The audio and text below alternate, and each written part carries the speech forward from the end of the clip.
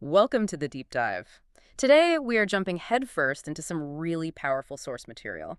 David Goggins' book, You Can't Hurt Me. Yeah, and right from the get-go, this isn't about motivation in the way most people think. It's Mm. it's more like a deployment brief for a war you have to fight against yourself. Absolutely. And he starts with this central claim, this challenge that just grabs you. He says that most of us, and yeah, that includes you listening right now, are living at only about 40% of our true capability. That 40% rule, Mm. it's not just a catchy line. It's his core belief that our minds are just, hardwired for comfort. The second things get tough, we hit the eject button. We look for the easy way out. Exactly.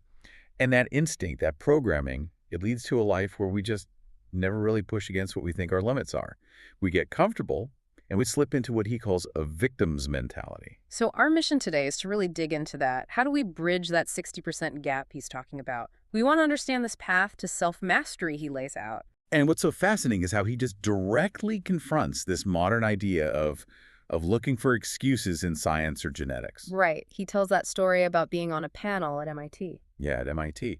And this professor, a renowned expert, is arguing about hard ceilings, these genetic limits that willpower just can't break. And Goggins, who's basically living proof that you can defy those limits, he just sees that as an excuse. He calls it using science to let us all off the hook. He thinks the real limit isn't in our genes, it's in our minds. And the only way past it is to actually embrace pain, not run from it. So that's the fundamental tension, isn't it? Is your struggle because of biology, or is it a choice? And his entire life story seems to be proof that choice can just smash through those supposed ceilings. Okay, so let's get into the foundation, the starting point for all of this. Goggins calls it developing a calloused mind. And he's really clear that this whole mission is not about making yourself feel better. It's not self-soothing. No, not at all. The goal is to be better, to have a real decisive impact. And the rule he sets out is, well, it's simple, but it's brutally hard. Don't stop when you are tired. Stop when you are done. That's a huge shift for most people. And this metaphor, the calloused mind, it really explains why it's necessary. It's the perfect visual. If you start doing pull-ups, your soft hands are going to get torn up on that steel bar, but you keep going. And over time, you build up a thick, protective callus. So the mind is the same way. It has to be exposed to hardship. Exactly. To failure, to disappointment, to setbacks. That's what builds mental toughness. If your mind stays soft, every negative thing that happens doesn't build character. It just reinforces that victim story. And he's pretty specific about what that soft mind leads to, right? He mentions resentment, fear of change, being untrusting. Well, yeah, because a soft mind expects the world to be fair and comfortable. So when life, inevitably isn't fair, it doesn't see a challenge, it sees an attack. Resentment is what's left over when you feel like you were owed comfort and didn't get it. Okay, that makes sense. The callus is like insulation. It lets you absorb the hit and keep moving. And here's the really counterintuitive part. He says all these external negative things, racism, poverty, injuries, tragedy, that should become your fuel for metamorphosis. You're supposed to use it. You weaponize it. Instead of letting that pain define you as broken, you use the memory of it to drive you forward. The suffering becomes your edge. It's no longer, this happened to me, it's this happened and now I use it. So you've accepted the mindset, but that jump from a soft life to a disciplined one is, well, it's huge. And that brings us to the first real technique, the accountability mirror. Right, because the first big enemy you have to face is denial. Goggins says denial is the ultimate comfort zone. It's how we can look at our lives, at the clear evidence of failure, and still trick ourselves into thinking everything's fine. We're gaming the system. We're duping ourselves. So the accountability mirror is this ritual designed to be a shock to that system. And it starts with something really simple. You shave your face and you shave your scalp. You strip away all the stuff you hide behind. And then it gets pretty intense. He talks about being brutally honest with his reflection. Raw and unkind. He describes saying things like, you are one dumb motherfucker. You read like a third grader. You're a fucking joke. Okay, I have to push back a little there. I mean, doesn't that risk just breaking someone who's already feeling down? That's the question, right? Yeah. But he would argue that if you're addicted to comfort and denial, only a shock is going to work. The harsh words are just the first step to destroying your ego. So it's a tool, not just self-hatred. Exactly. Yeah. Because it's immediately followed by action. You get Post-it notes, and you write down your insecurities, your goals, everything, and you stick them right there on the mirror. It becomes a daily contract with yourself. And he stresses that this starts small, like on a micro level. Yes. This is so key for anyone listening. It starts with things that take zero motivation, just pure discipline. Making your bed perfectly, washing every dish immediately, cutting the grass. Things you can't really make an excuse for not doing. Right. Because if you let yourself fail at washing a single plate, what hope do you have of tackling the huge goals? This micro-discipline is what turns that raw negative truth from the mirror into actual jet fuel. Okay, so you build that foundation of discipline, but eventually you're going to hit a wall. That moment where the pain is peaking and your brain is just screaming at you to stop. Goggins calls that the governor. And his whole philosophy here is that everything in life is a mind game.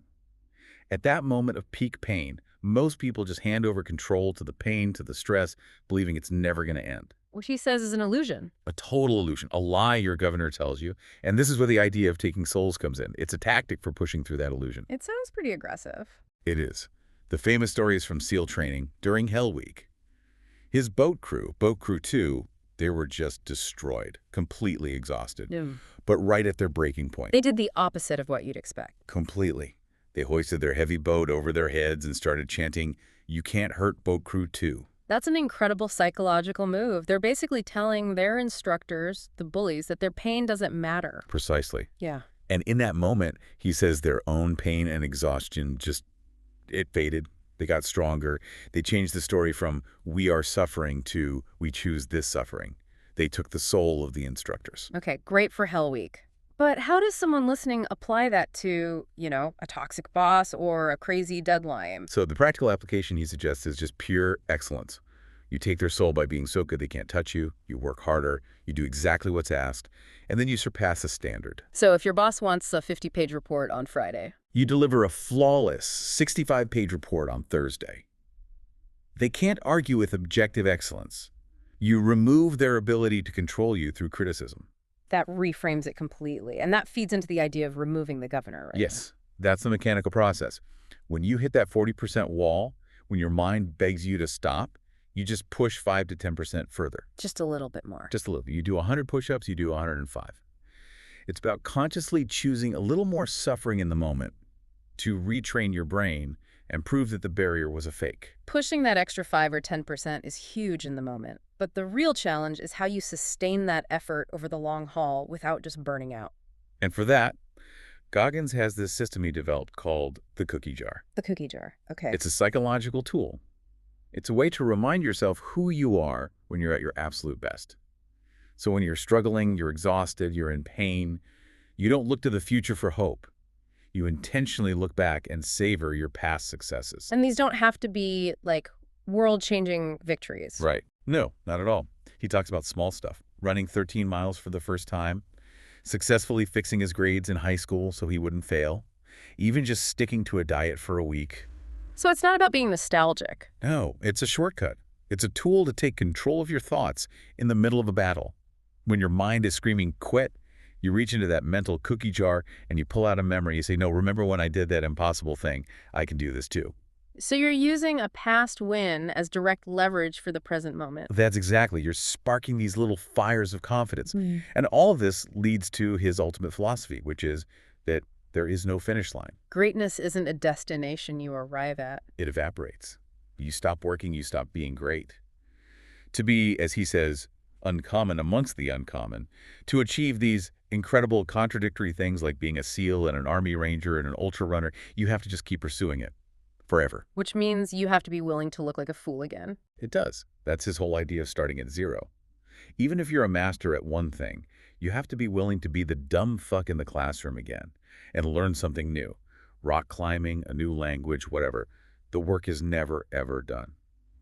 So if we bring this all together, what's the core message for you, the listener? I mean, it really seems to boil down to this. Your mind is your greatest weapon, but you have to be willing to go to war with yourself to use it. You have to chase pain to callous your mind. Because his view is that life is suffering, and comfort just makes you soft. And there's this final, just staggering piece of proof for his whole philosophy. Yeah, this is the part that blows my mind. Years after all his achievements, he gets diagnosed with a serious congenital heart defect. Can you just explain what that was? Yeah, it's called an atrial septal defect, or ASD. Mm-hmm. It's a hole in the wall of his heart between the chambers.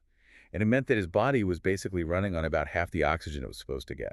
Wait. So all of these things, the running, the military training, he did all of that, not just without good genetics, but with a severe physical limitation. That's right. His body was literally working with a half-full tank of fuel the entire time. The doctors couldn't believe it. It's the ultimate proof that his success wasn't genetic. It was a choice, a conscious, painful choice to fight when his own body was telling him no. It makes that 40% rule feel so much more real. The limits we think we have are almost all in our heads. And it leaves you with a really tough question. If a guy operating at 50% oxygen capacity can do all that, what capacity are you ignoring in your own life every single day?